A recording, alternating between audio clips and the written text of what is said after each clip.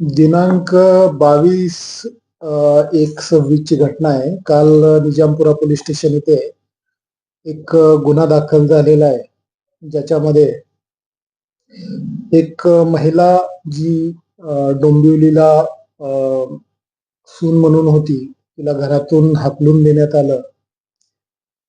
सदर महिलेला ओव्हरीचा कॅन्सर आहे 4th स्टेजमध्ये आणि या प्रकारामध्ये तिचे सासरची मंडळी यांनी तिला या स्टेजमध्ये घराच्या बाहेर हाकलून दिलं आणि त्यानंतर ती जेव्हा माहेरी आली आणि माहेरी आई वडिलांकडे राहत होती, तेव्हा सासरच्या मंडळींना असं दिसून आलं सकाळी उठल्यानंतर की घराच्या बाहेर काही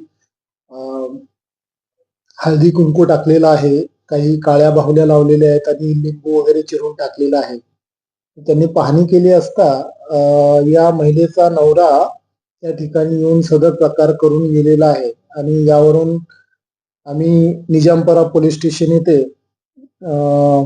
या महिलेचा जादूटोणा विरोधी कायद्याअंतर्गत गुन्हा दाखल करून घेतलेला आहे आणि सदर गुन्ह्याचा तपास सुरू आहे.